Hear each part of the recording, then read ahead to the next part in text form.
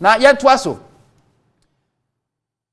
another issue we can ye sha ase obeka ya yesi afimu ewiase sika krabia ahodo ne nyumaku ahodo omudi omani di amamu achi hwese de oman bia sika sem AC chrono obia de rating etumi e de aba Fitch e de omudi aba Moody's e de omudi aba S&P e de omudi aba ni nyina negative outlook and a post a penti e de ba Ghana. Some of them the government minister for finance Ken Ofori-Atta tries to disregard it or discredit it. Some of them were admitted said that's the true fact of the case, the true picture of the economy. A play politics on one near Jadeko. The latest one this week about and such as Ghana. We are debt to Central Abrantian and Funny at the higher said Americano, then Sa Esumnano, Blaster, red, gold, green, said the enemy, red, gold, green, dame bui, Blaster and boom, Finfu, and Sensunano, Ghana in debt distress. Yes, a Ghana, a car, Amany. Now, one more Eka say a car many Ghana, Yan Shadi. Yewo Asyebi, we are say a former Council on Foreign Relations. Council on Foreign Relations. No more a year report to be a omodeba a year afibia a friend sovereign risk tracker. Sovereign risk tracker. Nyaso omoshe omaniye sa a year a Council on Foreign Relations. Omujumadi omu edie. Uridi a year omubayo noa. Omujumadi omu say the Council on Foreign Relations CFR is an independent non-partisan membership organization, think tank, and publisher dedicated to being a resource for 8 members, government officials, business executives, journalists, educators, and students, civic and religious leaders, and other interested citizens in order to help them better understand the world and the foreign policy choices facing the United States and other countries. Omujumadi ni say omubwa aban ankrankra nyumakuo ensorikuo schools ahodo esuafo akuku ahodo se be omunyina betimi ahu ate eniama ase ye ba na ye amanone ene amanfo amamienu nkitaudi a omubwa ekirekirem se be omanfo ebetumi ate ase. Na oto aso say founded in 1921, CFR takes no institutional position on matters of policy. Our goal is to start a conversation in this country about the need for Americans to better understand the world. Omo dey say omo pese America for no eti ewiase omo bia America for mu no te niam ahodo a ekoso ho. Ento omo interest ni say omo bia America no won sikisa so wa yankofa bia no. Omo pese omo say the omo ni sitie watimi akọ manim. Na omo fande sa adwuma koi omo ti sa koi 1921 na British governor Sabreno, British government Sabreno, eto Achimota Forest no, every eye owu family no, na yatisa ekuwi. Until oma ya adwuma since 1921, and omode aba na report omode aba 2022. Yenhwe report omode aba efa Ghana ho. Said the ohunu ye Ghana sana hene Ken Ofori-Atta and wa hye ne fita as usual, and ono ane hwe e de ekoso ntimi. Ye sure say Ken Ofori-Atta de me ba kenkan e na wo hwe. Or say Ghana in debt distress. Where a report wa a year sa asoya Amanyosem Council on Foreign Relations or more a year risk assessment or modeba every year a year sovereign risk tracker 2022. Domaka efa Ghana will say Ghana classified among 10 countries globally at risk of debt distress. CFR sovereign risk tracker. Ghana has been classified among 10 countries globally by CF sovereign risk tracker that are risk of debt distress. Yet the Ghana ka ama makumaku edu ho awiase omo ohia kan say eka amene omo pa ka da no mo adwenwen a ohia ma adwenwen menyonkopa nya Ghana yeso eka ho bi pa. Or say the country score a 10 mark. Or say the country score a mark of 10, meaning it has a 50% or higher chance of defaulting in the next 5 years. Was say omo mark no mo tusupuno no Ghana yenya dupe de kire say Ghana ye said the eka ni sitie no ye 50% chance okoje bosia wontimi ntua akozo bi beje obo bosia na obusan se minua bosia betua mamda na obetimi atua so ye 50-50 chance obetimi atua so tie ya 50-50 se ontua utie nye na do mo kan say Ghana eka ye die sesia no e chese so obi ma ye bosia sesia ye kwaje bosia sesia in the next 5 years there's 50% possibility say yentimi ntua ye ka no because eka amene now to aso we say this is coming after the nation's debt reached an alarming level of 391 billion Ghana cedis as of Q1 2022, approximately 78 of gross domestic product. GDP was say yesi afi 2020 mu kwa na ebusumi edi nka na Ghana ye ka ya de sesia no 391 billion Ghana cedis. What to GDP no a 78%. The tiene say Ghana ejapade wo nyina no se ka se yeton ensase yeton akire bi ne empemire mfu inu e achimota forest ene de ka ho ya really amankrofo forever ya gini nyina krampo ne say yeton ma Ghana ejapade nyina ye de mu ohamabu pen edioso nwotwe 78% betua ye ka enti de be Ghana for de betumi a chese ejapade no just 22%. Can you imagine this? Now, I say the 9 other countries alongside Ghana captured by the CFR sovereign risk tracker are Argentina, Lebanon, Pakistan, Russia, Sri Lanka, Tunisia, Ukraine, Venezuela, and Egypt. Amai makumako enkunu wiase omo so sikasem eka emno omo se yedi ya omo de toto Ghana ho no eye omo bi ti se Argentina eye Messi Krum omo so de kapa Lebanon Lebanese for ma ba be restaurant o haja yo one fa girl anko ha che se wonye guy no omo so kada omo so papa sa so na Pakistan for so edeka Russia yes na ze de see top as omo Russia for ko omo ko ese komode Russia se so anye Sri Lanka and so omo edeka Tunisia African country omo so edeka Ukraine and so eka was Venezuela and afa Egypt kan ne afa ne Kemet and omo so edeka a che se omo ne amai makomako enkron do maka Ghana ho eka se wiase omo eka me no omo pa che se obo omo bosia possibility 50% possibility omo ntimi ntua no high yede almost etimi ede aka ho.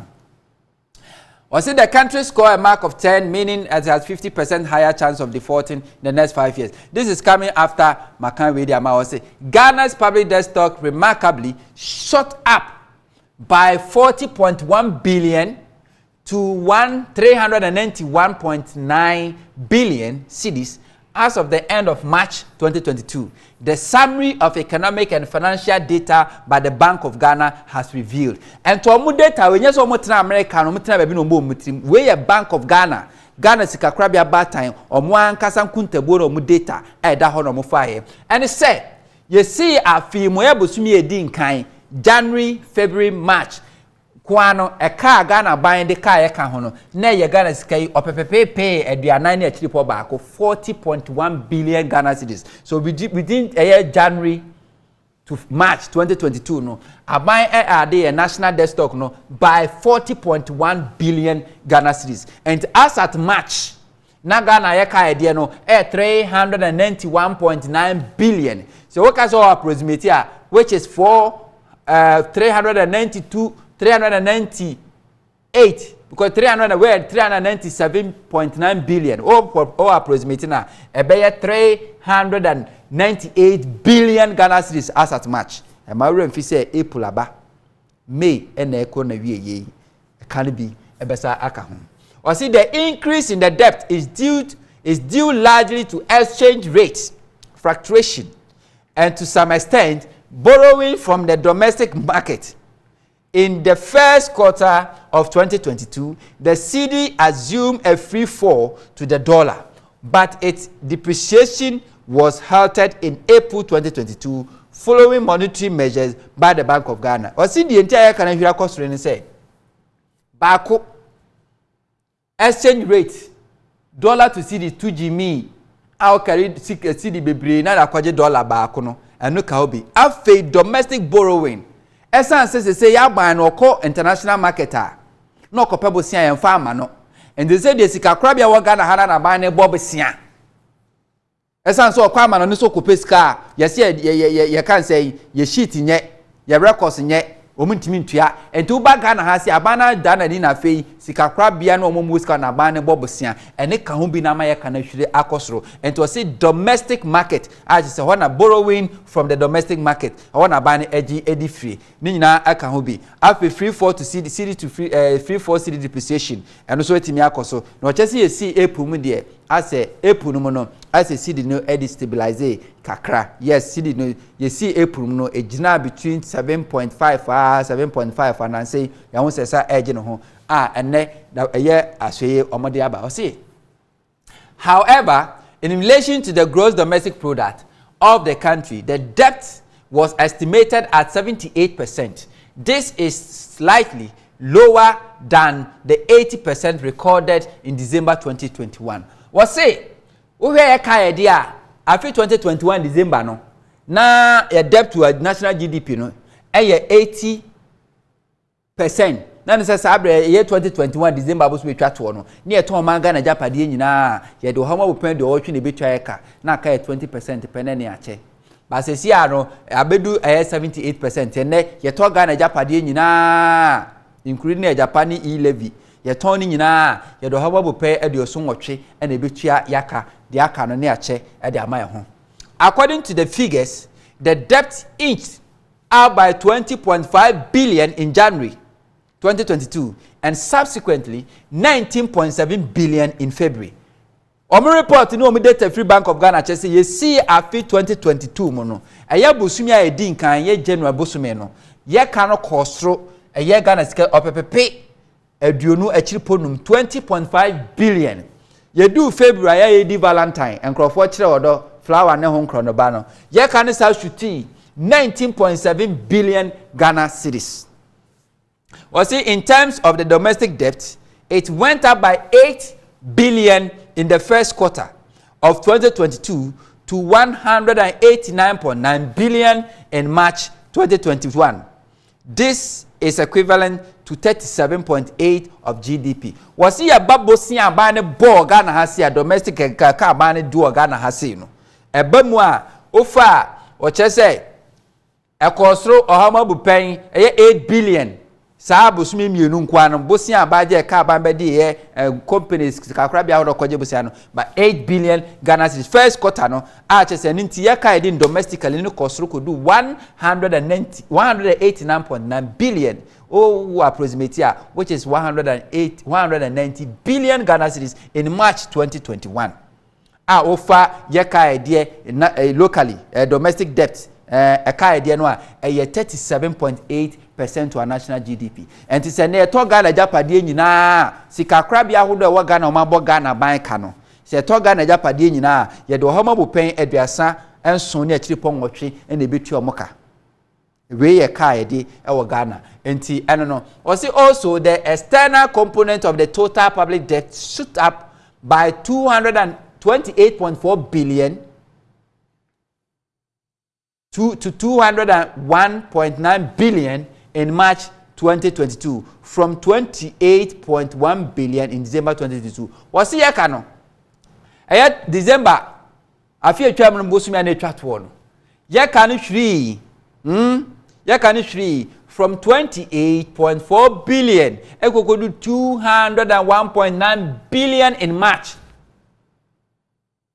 Enti wa kasa wotiti fimu a obehu ba bia esi kasem esi ekokosiye enti wei eye asweye a ensha banse yete no 1921 sabre na British aban ene Ghana eye owu family edi nkomo se omo baje achimota forest ede amaye no sabre no motisa ekoi omudwumede no so omo hwese bibia betumi akoso se Council on Foreign Relations omo 2022 report eye sovereign risk tracker ede abache se Ghana omoso abeka no maso abeka is no different from their Fitch ratings the buy the Moody's ratings the buy no the same thing S&P ratings on the buy no the same thing.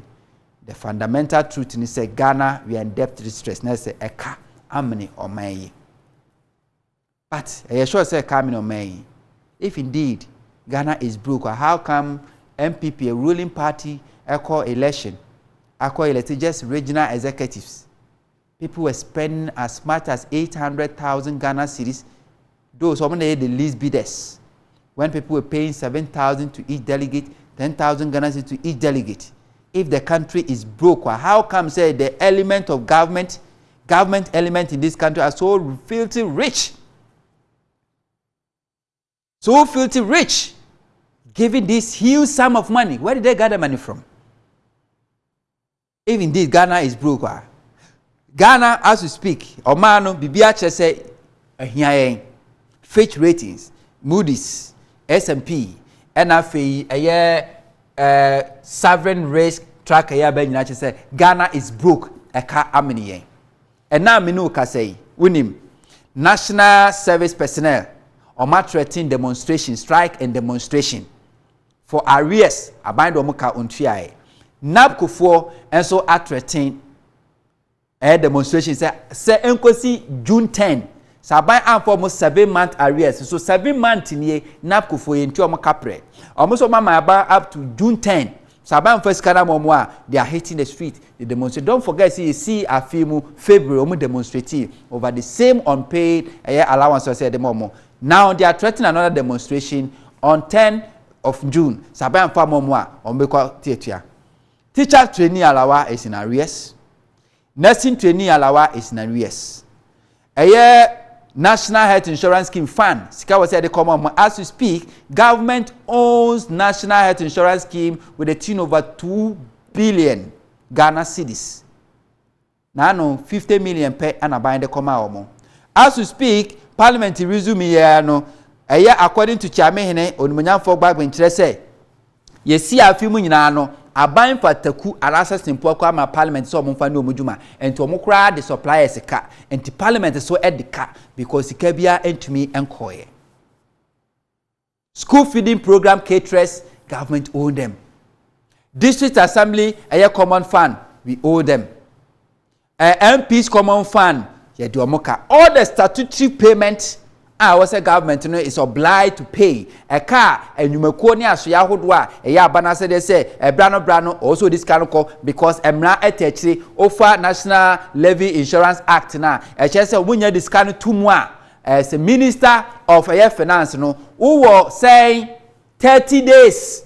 So with this kind of to National Insurance Scheme for Sikanum, what to now the appropriate documentation in Abetre say ampa minister will share up in same way. Mediji etwo because the dues and Crofokoto nsuo and Crofokoto ediane and Crofokra na from and by duty. I at 1%, 0.77%, all percentage in the name of National Insurance Levy. No, what it's in now? They are to futurum and running within 30 days. Bosume bako. But as we speak, Aban Ajiji says Sikawe nyina Ameska Wajiji in the name of National Insurance Scheme no is over 2 billion Ghana cedis, but Abana will receive just 50 million Ghana cedis. Where did that money go? Says Kanu Kohinfa. All the statutory payments are in arrears. Yes, we can see some politician that just ended MPP election doling out big money. Greater Accra, some were paying 1,000 Ghana cedis per delegate, some were paying 2,000 Ghana cedis per delegate. Ashanti region is alleged some were paying 7,000 Ghana cedis per year delegate, 10,000 Ghana cedis per delegate. Meanwhile, the country is broke. But it seems like people in power, I don't know, so they conjure magic to get the money there. I don't know. So why are we broke? How can you say we are broke, but individually they have money? Why? How? You know what I'm saying? And the parliament is broke.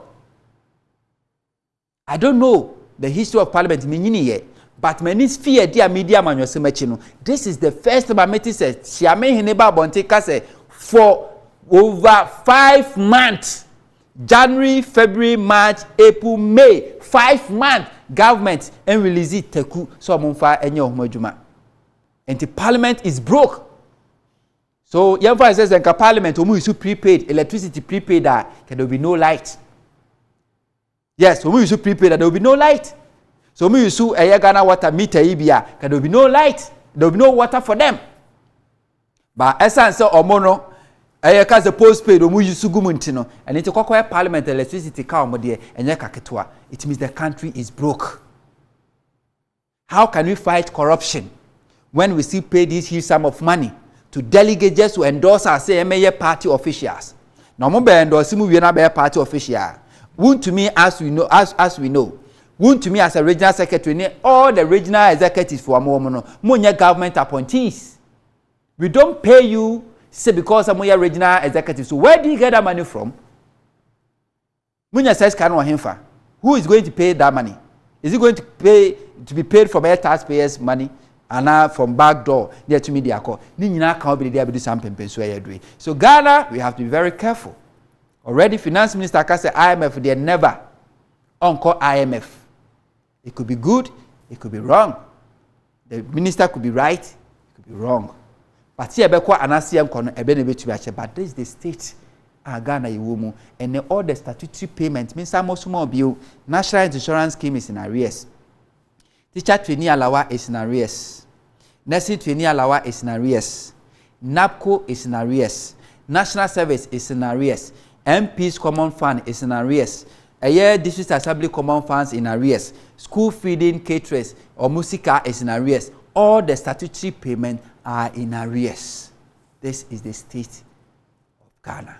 May God save us from this debt stress, because a car and the papa bidi this amount the captain of the